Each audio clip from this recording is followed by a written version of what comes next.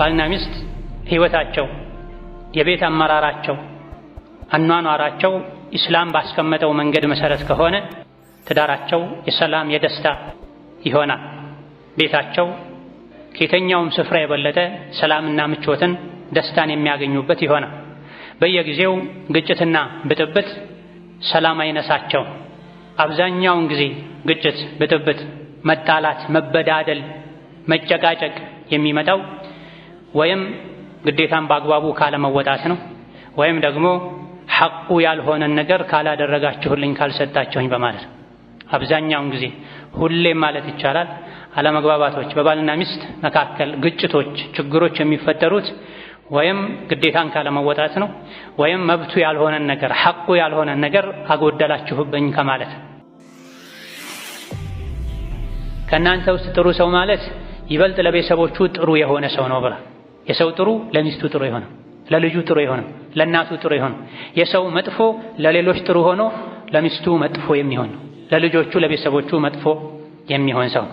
ለሚስት መልካም ከመሆን ሚስትን በመልካም ከእሷ ጋር ከመኗኗር መገለጫዎች አንዱ አስተያየቷን ማክበር፣ ምርጫዋን፣ ውሳኔዋን ከሸሪዓ እስካልወጣ ድረስ የባልን ሐቅ እስካልተጋፋ ድረስ ማክበር። በምንም መልኩ ሚስቱን ከማዋረድ መራቅና መጠንቀቅ አለበት። ካጠፋች ይቅርታ እንድትጠይቀው እንደሚፈልገው ሁሉ እሱም ሲያጠፋ ሚስቱን ይቅርታ ሊጠይቅ ይገባዋል። ይሄም ሐቋ ነው። ሁሌም እሷ አይደለችም ይቅርታ መጠየቅ ያለባት። ይቅርታ መጠየቁ ክብሩን የሚነካ ነገር አይደለም። ክብር የሚነካው አጥፍቶ ችክ ብሎ የራስ አቋም ላይ በመጽናት ነው፣ ጥፋተኛ መሆኑን እያወቁ። እንደው በተቃራኒው አጥፍቶ ይቅርታ የሚጠይቅ ወንድ ባለቤቱ ዘንድ ያለው ቦታ ይጨምራል። ለሱ ያላት ክብርና ውዴታ እያደገ ይሄዳል። ባሏን የምትወድ ሴት ልጆቿ አባታቸውን የወደዱ እንዲያድጉ፣ እንዲያከብሩ፣ በአባታቸው እንዲኮሩ አድርጋ ማሳደግ ትችላለች። በባሏ በኩል ምንም አይነት የመወደድ የመከበር ስሜት ማይሰማት ሴት ይህ ልጆቿ ላይ ይጋባል።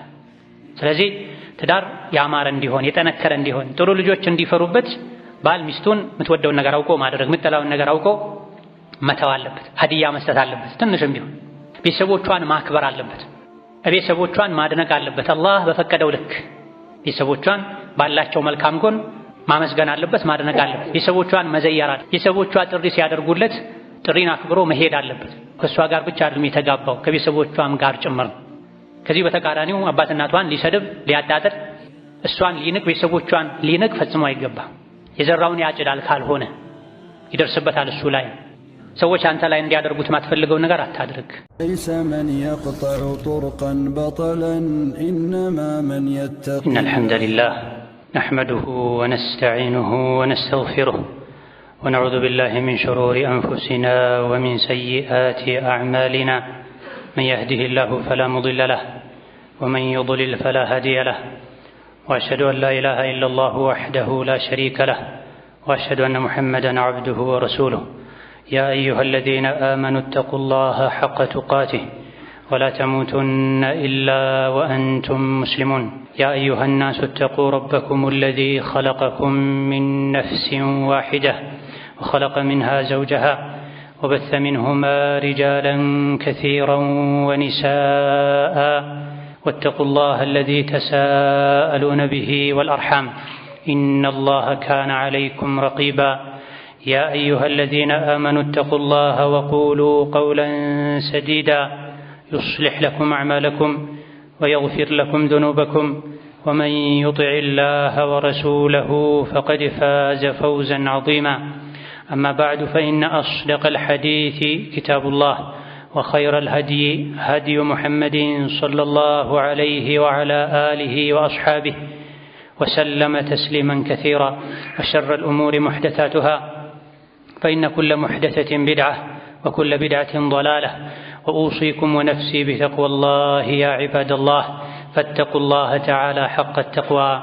يا الله باروچوي الله ያዛችሁን በመታዘዝ የከለከላችሁን በመከልከል ሁሌም በሁሉም ጉዳይ ላይ በሁሉም ቦታ ላይ ጌታ አላህን ፍሩ። ለአኺራችሁ ስንቅ ያዙ። ከስንቆች ሁሉ በላሽ ስንቅ አላህን መፍራት ነው። የአላህ ባሮች መብትና ግዴታን ማወቅ፣ ግዴታን በአግባቡ መወጣት በዱንያም ይሁን በአኼራ ከችግር ከመከራ የምንድንበት መንገድ ነው። ኢስላም የመብትና ግዴታ ሃይማኖትን እያንዳንዱ ሰው ያለበትን ግዴታ አውቆ እንዲወጣ መብቱም ሐቁም እንዲጠበቅለት የሚያዝ ዲን ነው። ነቢዩ ዓለይሂ ሰላቱ ወሰላም ፈአዕጢ ኩለ ዚ ሐቅን ሐቀሁ ብላ ለሁሉም ባለ መብት መብቱን ስጥ ሐቁን ስጥ ብላ። ዛሬ በአላህ ፈቃድ የቤተሰብን ሐቅ ከቤተሰብ ሐቅም የትዳር አጋርን የሚስትን ሐቅ የምናይ ይሆናል። የትዳር መሰረቱ ባልና ሚስት ናቸው። የማህበረሰብ የቤተሰብ መሰረት የሆኑት ባልና ሚስት የትዳር ግንኙነታቸው ያማረ የተስተካከለ ከሆነ ቤቱ ያማረና የተስተካከለ ይሆናል። መሰረቱ ይጠነክራል። ከእንደዚህ አይነት ቤት የሚወጡ ልጆችም የተረጋጉና የተስተካከሉ ይሆናሉ። የባልና ሚስትን የቤተሰብን ሐቅ አላህ ተባረከ ወተዓላ ራሱ አብራርተዋል። ነቢያችን ዓለይሂ ሰላቱ ወሰላም ራሳቸው አብራርተዋል። ሁሉም እንደመሰለው ደስ እንዳለው ይኑር ብሎ አልተወም። መበዳደል እንዳይኖር፣ መጎዳዳት እንዳይኖር፣ ወንጀል ላይ መውደቅ እንዳይኖር ባል ሚስቱ ላይ ምን ምን ሐቅ አለው፣ ሚስትስ ባሏ ላይ ምን አይነት ሐቅ አላት ቁርአን አብራርቶታል፣ ሐዲስ አብራርቶታል። መብትና ግዴታችንን ካወቅን ቤታችን ይረጋጋል፣ ህይወታችን ደስታ የበዛበት ይሆናል። በተቃራኒው ደግሞ ሐቅን ማጉደል የትዳር ጎጆን ያፈርሳል፣ ይሰነጣጥቃል። ከእነዚህ አይነት መሰረቱ ጠንካራ ካልሆነ ግጭት፣ ጸብ፣ በደል፣ መገፋፋት ከሚበዛበት ቤት የተፈጠሩ የተገኙ ልጆችም ብዙ ጊዜ ህይወታቸው ላይ መረጋጋትን አያገኙ፣ የቤተሰቦቻቸውንም ሐቅ አይጠብቁም። ይህ እንዳይሆን ባልና ሚስት አንድም አላህን ለመታዘዝ ብለው ሲቀጥልም ለልጆቻቸው ሲሉ እንደዚሁ ደግሞ አላህ ዘንድ ተባረከ ወተዓላ ወንጀለኛ እንዳይሆኑ እንዳይጠየቁ በህይወታቸውም ሰላምን ደስታን እንዲያገኙ የባልና ሚስትን ሐቅ ማወቅና መጠበቅ ይገባል። ባልና ሚስት ህይወታቸው የቤት አመራራቸው አኗኗራቸው ኢስላም ባስቀመጠው መንገድ መሰረት ከሆነ ትዳራቸው የሰላም የደስታ ይሆናል። ቤታቸው ከየትኛውም ስፍራ የበለጠ ሰላምና ምቾትን ደስታን የሚያገኙበት ይሆናል።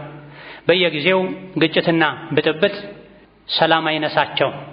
አብዛኛውን ጊዜ ግጭት፣ ብጥብጥ፣ መጣላት፣ መበዳደል፣ መጨቃጨቅ የሚመጣው ወይም ግዴታን በአግባቡ ካለመወጣት ነው ወይም ደግሞ ሐቁ ያልሆነን ነገር ካላደረጋችሁልኝ ካልሰጣችሁኝ በማለት። አብዛኛውን ጊዜ ሁሌም ማለት ይቻላል አለመግባባቶች በባልና ሚስት መካከል ግጭቶች፣ ችግሮች የሚፈጠሩት ወይም ግዴታን ካለመወጣት ነው ወይም መብቱ ያልሆነን ነገር ሐቁ ያልሆነን ነገር አጎደላችሁብኝ ከማለት። መብትና ግዴታን በአግባቡ ካወቁ መብትና ግዴታን ካከበሩ የትዳር ህይወት የዱንያ ጀነት ሊሆን ይችላል። ምንም እንኳ አንዳንዴ ይህ ነው የሚባል ሊገለጽ ሊጠቀስ የማይችል ምክንያት ተፈጥሮም አለመግባባቶች ሊከሰቱ የሚችሉ ቢሆንም እንደ ዱንያ ባህሪ ዱንያ እንደመኖራችን፣ ነገር ግን አላህን የሚፈራ በትዳር ህይወቱ የትዳር አጋሩን ሐቅ የሚጠብቅ ሰው ሰላማዊና የተረጋጋ ህይወትን መኖር ይችላል።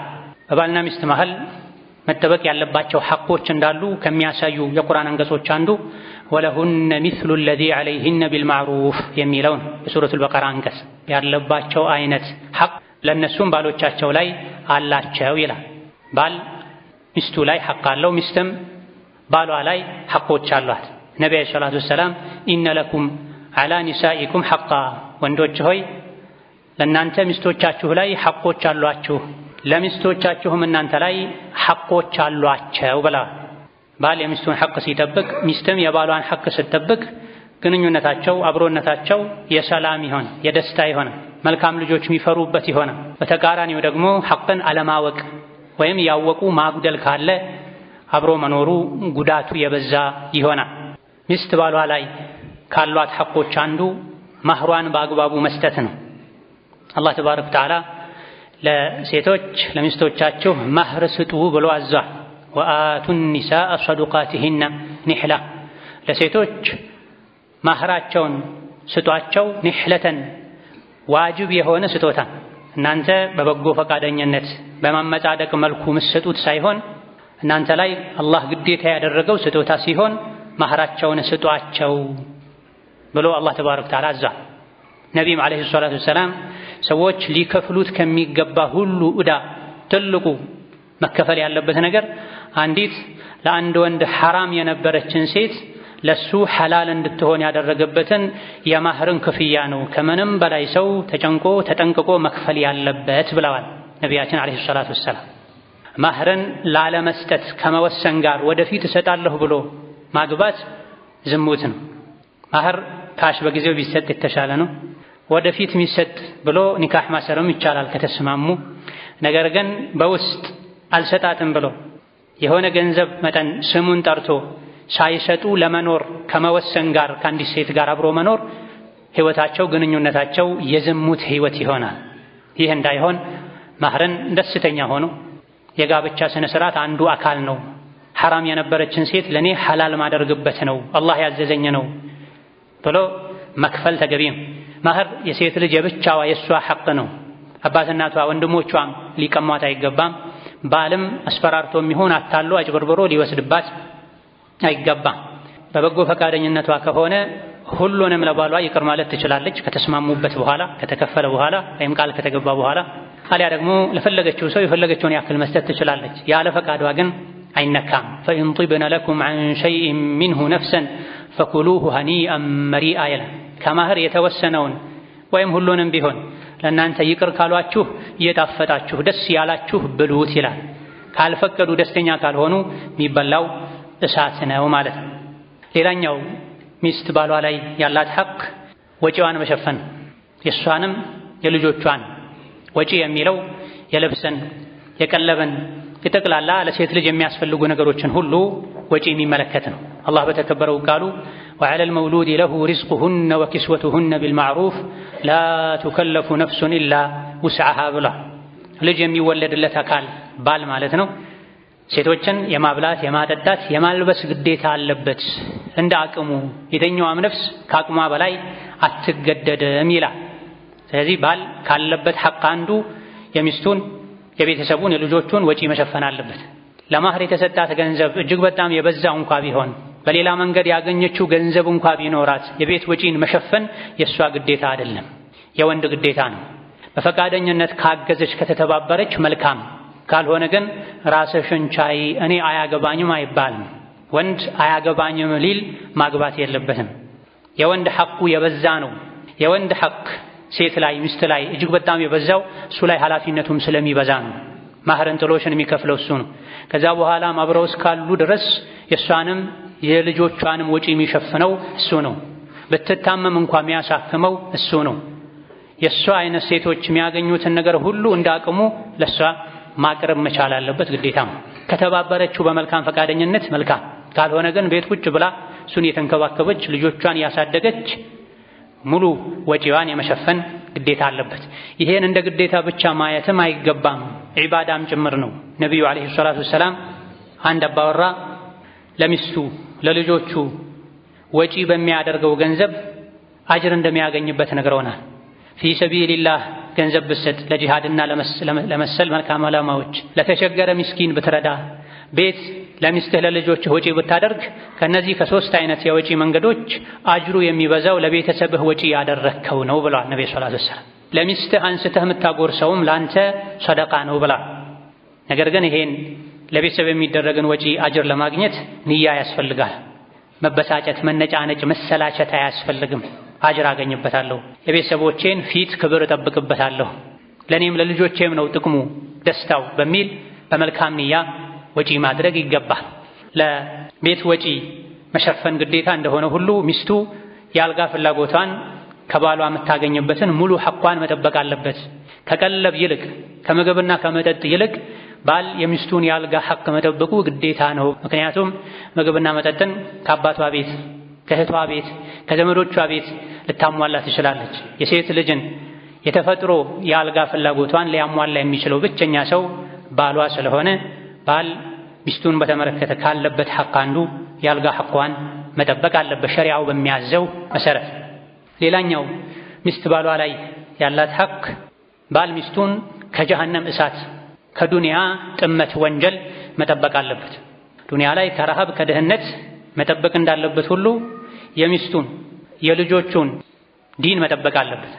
ሚስቱን ልጆቹን ከጀሃነም እሳት ማዳን አለበት፣ ከወንጀል ማራቅ አለበት። ይሄም በምንድን ነው የሚሆነው? አደብን በማስተማር ዲንን በማስተማር ሶላት እንዲሰግዱ በማዘዝ ጾም እንዲጾሙ በማድረግ ሴት ልጆቹ ሒጃብ እንዲለብሱ ወንድ ልጆቹ አለባበሳቸውን አኽላቃቸውን እስላማዊ እንዲያደርጉ ክትትል በማድረግ ሚስቱንም ቤተሰቦቹንም ባል ከጀሃነም እሳት ማዳን አለበት። ዱንያ ላይ ከሸይጣን መንገድ ማራቅ አለበት። ጌታ አላህ በተከበረው ቃሉ ያ አዩሃ አለዚነ አመኑ ቁ አንፉሰኩም ወአህሊኩም ናራ ወቁዱሃ ናሱ ወልሒጃራ ዐለይሃ መላኢከቱን ጊላዙን ሽዳዱን ላ ያዕሱነ አላህ ማ አመረሁም ወየፍዐሉነ ማ ዩእመሩን ብላ እናንተ አማኞች ሆይ ራሳችሁንም ቤተሰቦቻችሁንም ከእሳት ጠብቁ ብላ። ቤተሰብ የሚለው በአንደኛ ደረጃ ሚስትን ያካትታል፣ የወለዷቸው ልጆችን ያካትታል፣ ይመለከታል። ራሳችሁንም ቤተሰቦቻችሁንም ከእሳት ጠብቁ። ከምን አይነት እሳት? ማገዶው ድንጋይ ከሆነ እሳት፣ እንደ ዱንያ እንጨት ቅርፊት ሳይሆን የጀሃነም እሳት ማገዶው ድንጋይ ነው። አምልጦ መውጣትም አይቻልም። ብርቱ፣ ጠንካራ፣ ጨካኝ የሆኑ መላኢኮች ጀሃነም ላይ ተመድበው ይጠብቃሉ። አላህ ተባረከ ወተዓላ ያዘዛቸውን አያምፁም። እገሌ ይቀጣ ብሎ አላህ ከወሰነ መላኢኮች ቀጥታ ወስደው ይቀጡታል። አድርጉ የተባሉትን የሚያደርጉ ናቸውና ይላል። ስለዚህ ራስን ቤተሰብን ከጀሃነም እሳት ማዳን ግዴታ። በምንድን ነው የሚሳካው? ቅድም እንዳልነው በማስተማር ነው፣ በመከታተል ነው። ከሁሉም በላይ ደግሞ ባል አባወራ መልካም አርአያ በመሆን ስገዱ ከሚለው በላይ ሰግዶ የሚያሳይ፣ አለባበሳችሁን አስተካክሉ ከሚለው በላይ በቃል በተግባር ጥሩ አለባበስ ለብሶ የሚያሳይ፣ ቁርአን ቅሩ ብሎ ከመጮህ ይልቅ ራሱ ቁጭ ብሎ የሚቀራ፣ ዱዓ የሚያደርግ፣ ዝክር የሚያደርግ፣ ልጆቹ፣ ሚስቱ፣ ቤተሰቦቹ እንዲያደርጉት የሚፈልግን መልካም ነገር ሁሉ ሰርቶ የሚያሳይ፣ እንዲተውት የሚፈልግን ወንጀል ሁሉ ራሱ ቀድሞ የሚርቅ መልካም አርአያ መሆን አለበት። ነገር ግን ትልቁ አደጋ ባል ራሱ የተበላሸ ከሆነ ነው። ከዲን የራቀ በወንጀል የተዘፈቀ ከሆነ አደጋው በጣም የከፋ ይሆናል። ምክንያቱም የቤተሰቡ ራስ ዋና መሪ እሱ ነው። ብዙ ጊዜ የቤተሰብን ተርቢያ የሚያበላሸው ቤት ውስጥ ዋና የሚባለው አርአያ የሚባለው አካል መበላሸቱ ነው።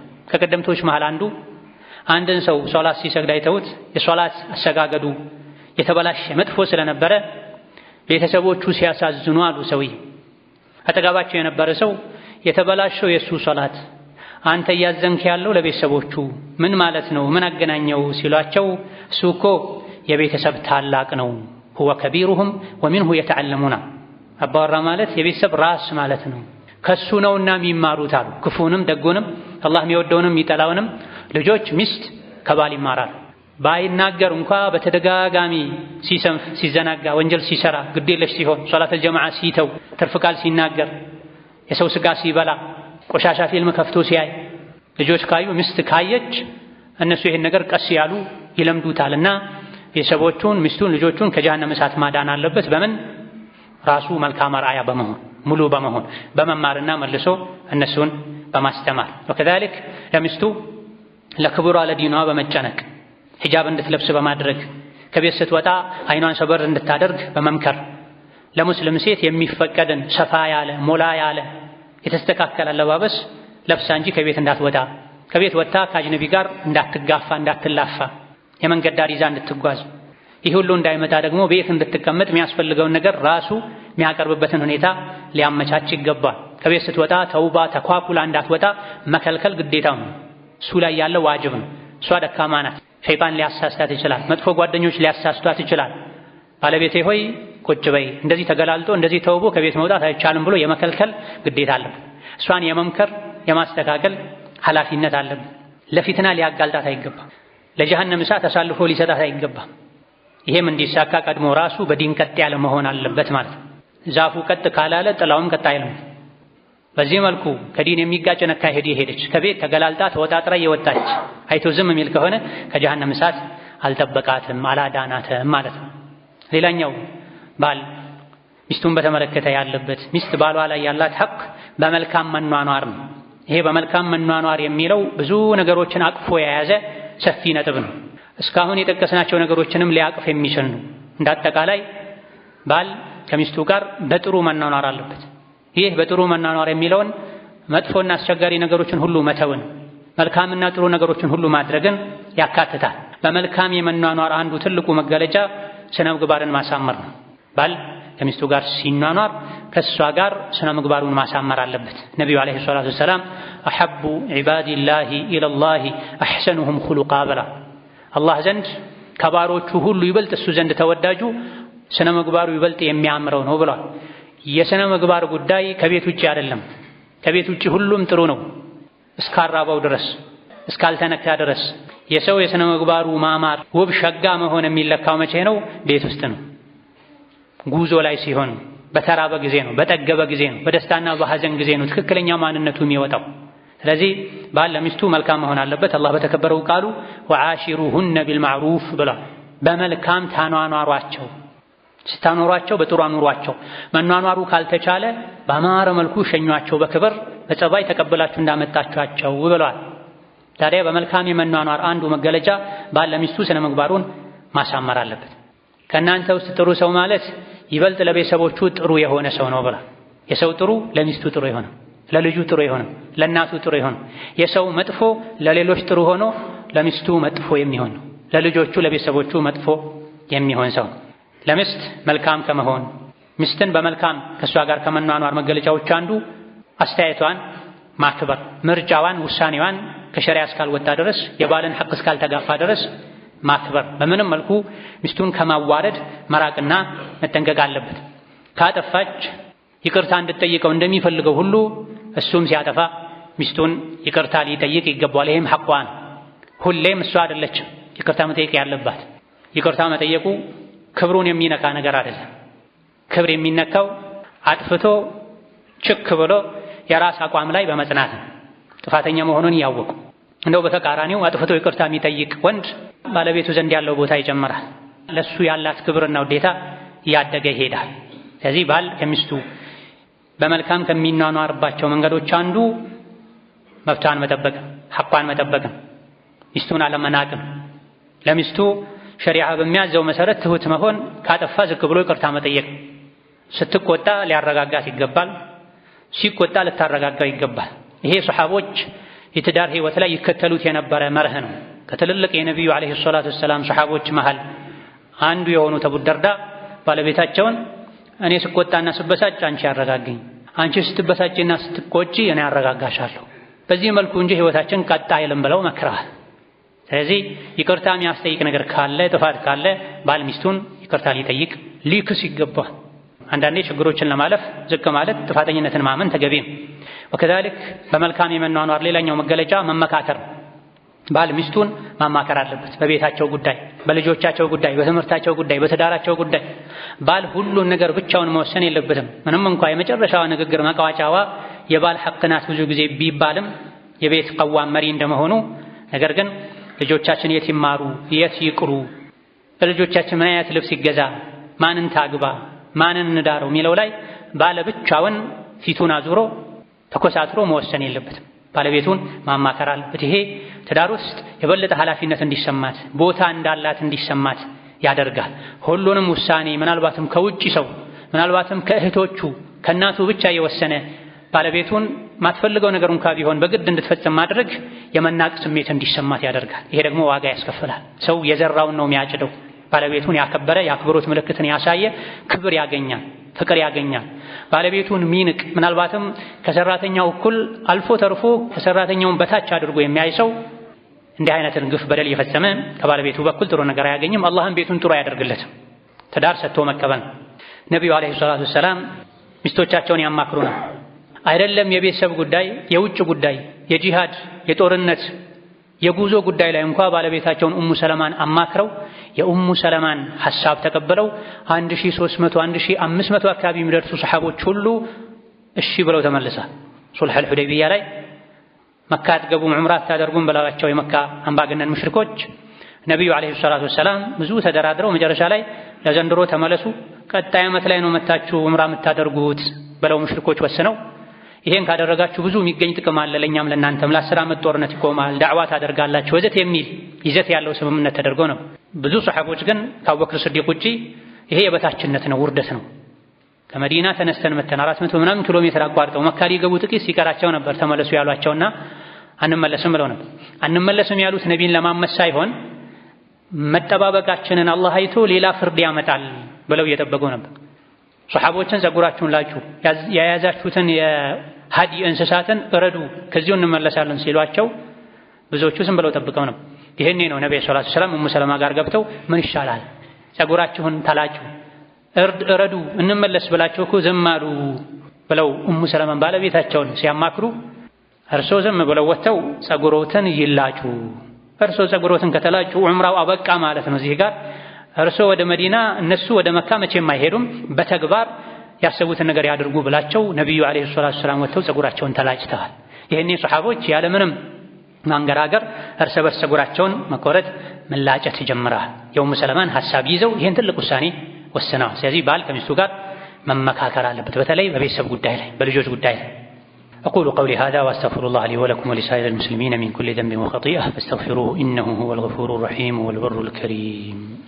الحمد لله على إحسانه والشكر له على توفيقه وامتنانه، وأشهد أن لا إله إلا الله وحده لا شريك له تعظيما لشأنه، وأشهد أن محمدا عبده ورسوله الداعي إلى رضوانه صلى الله عليه وعلى آله وأصحابه وإخوانه وسلم تسليما كثيرا. أما بعد، ሚስት ባሏ ላይ ካላት ሐቅ ባለም ሚስቱን በተመለከተ ካለበት ሐቅ አንዱ ትልቁ ብዙ ነገሮችን አቅፎ የሚይዘው ነጥብ በመልካም መኗኗር። በመልካም የመኗኗር አንዱ መገለጫ ባል ሚስቱን የሚያስደስታትን ነገር እየመረጠ እየጠየቀ እየተረዳ ማድረግ አለበት። ትዳር የሚቆመው በመቻቻል በመዋደድ በመተባበር ላይ ነው። እነዚህን የሚያሳኩ ነገሮችን ሁሉ ማድረጉ ተፈላጊና የተወደደ ይሆናል በዲናችን። ስለዚህ ባል ባለቤቱን የማስደሰት ህይወቷ ላይ ደስተኛ እንድትሆን የማድረግ ኃላፊነት አለበት። በመልካም የመኗኗር አንዱ አካል ነው። ትዳርን እንዲሁ እንደ ሸክም እያየችው መኖር የለባትም። ከባሏ ጋር ባላት ግንኙነት ህይወት ደስተኛ መሆን አለበት። አልሐምዱሊላህ እንደዚህ አይነት ትዳር የሰጠኝ አላህ እንድትል ባል የሚችለውን ሁሉ ማድረግ አለበት። የባልነት ኃላፊነቱ ምግብና መጠጥ ማቅረብ፣ ልጅ መውለድ ማስወለድ ብቻ አይደለም። የባልና ሚስት የእርስ በርስ ግንኙነት ጥሩም ይሁን መጥፎ ጥላው ልጆች ላይ ማረፉ አይቀርም። ባሏን የምትወድ ሴት ልጆቿ አባታቸውን የወደዱ እንዲያድጉ እንዲያከብሩ በአባታቸው እንዲኮሩ አድርጋ ማሳደግ ትችላለች። በባሏ በኩል ምንም አይነት የመወደድ የመከበር ስሜት ማይሰማት ሴት ይህ ልጆቿ ላይ ይጋባል።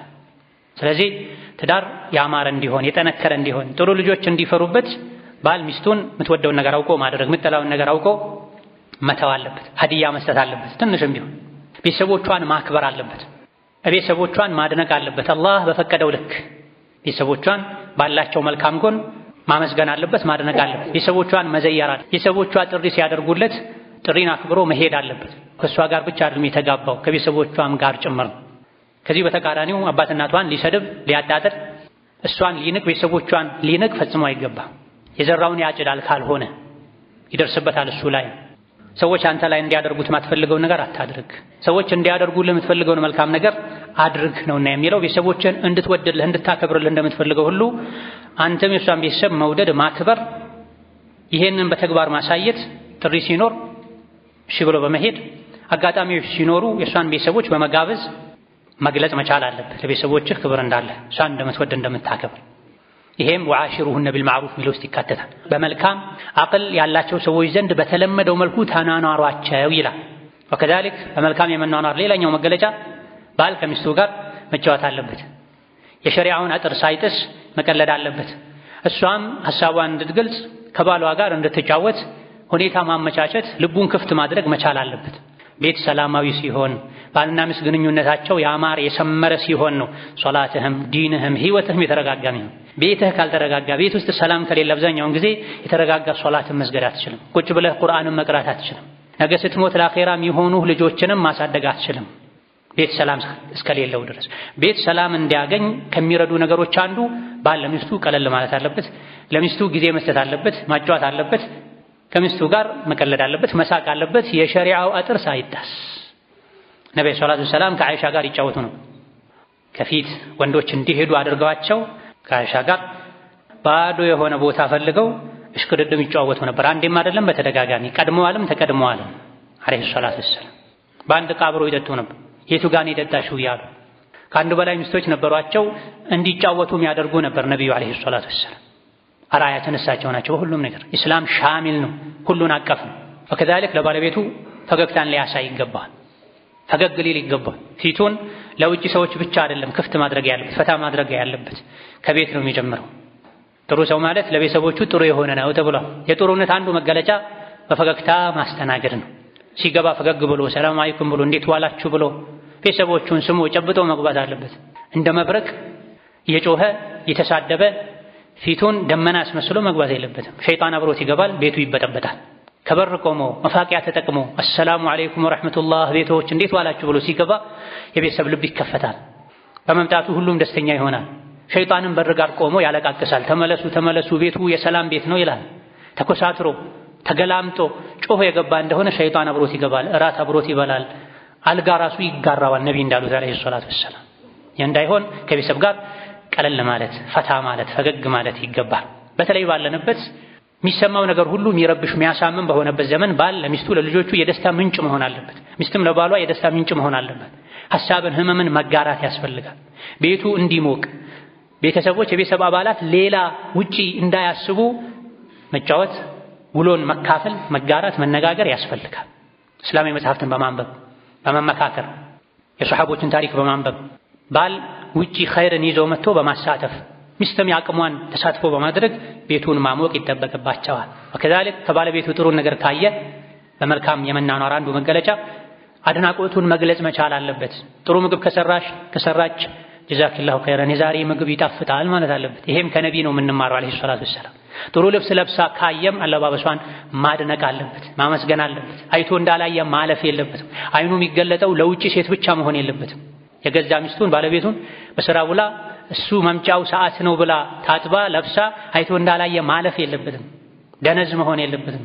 ማመስገን አለበት፣ ማድነቅ አለበት። ሴቶች በባህሪያቸው በባላቸው መደነቅን፣ ትኩረት መሳብን ይወዳሉ። መስደብ፣ መጮህ፣ ማገላመጥ፣ ማዋረድ ቀልብም ይሁን አጥንትን መስበር ፈጽሞ አላህን ከሚፈራ ባል የሚጠበቅ አይደለም። የዚህን ተቃራኒ ማድረግ አለበት። ሞራሏን ስሜቷን መጠበቅ አለበት። ይሄም ወዓሽሩሁነ ቢልማዕሩፍ ሚለው ውስጥ ይገባል። ሪፍቀን ቢልቀዋሪር ሴቶች ማለት ብርጭቆዎች ናቸው፣ ለብርጭቆዎች እዘኑ ሳሱላቸው ብለዋል ነቢዩ ዓለይሂ ሰላቱ ወሰላም። ወተቁላህ ፊኒሳ በሴቶች ጉዳይ አላህን ፍሩ። ሴቶች ማለት እናንተ ዘንድ ያሉ ምርኮኞች ናቸው ብለዋል። አብሏቸው፣ አጠጧቸው፣ ተንከባከቧቸው፣ የሚያስጠላን ንግግር አትናገሯቸው ብለዋል። በሌላም ሐዲታቸው ወተቁላህ ፊኒሳ በሴቶች ጉዳይ ላይ አላህን ፍሩ። ሴቶችን ከሞቀ ከአባት እናታቸው ቤት አውጥታችሁ የወሰዳችኋቸው በአላህ ስም ቃል ገብታችሁ ነው።